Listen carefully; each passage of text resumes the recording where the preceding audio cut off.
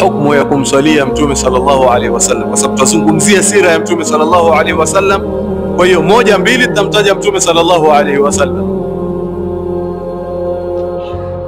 Watu hughafilika na Mtume sallallahu alaihi wasallam katika matatu ambayo kwamba Jibril aliomba dua juu yake na akaitikia Mtume sallallahu alaihi wasallam amin.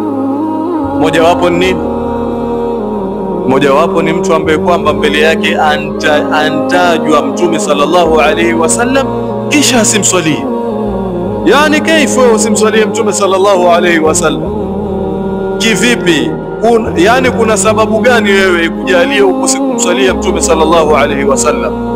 Na ni katika ibada kubwa kumswalia Mtume sallallahu alaihi wasallam.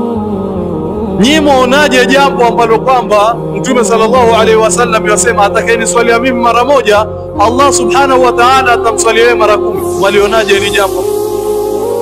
Si jambo dogo, ni jambo kubwa, na jambo ambalo kwamba limeunganishwa na mambo mawili. Jambo la kwanza mojawapo ni yule ambaye kwamba amewapata man adraka abawaihi kisha asiingie peponi. Wewe uwapata wazee wako alafu ukakosa kuingia peponi?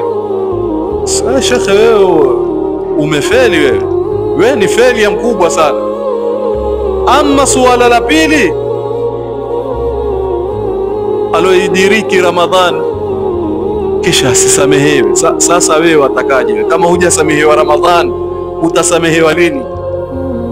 Yani umepata Ramadhan ikaingia mpaka ikatoka kisha usisamehewe. Na haya mawili yakaunganishwa kwa yule ambaye kwamba amesikia Mtume sallallahu alaihi wasallam ametajwa na asimsalie. Sallu ala Muhammad.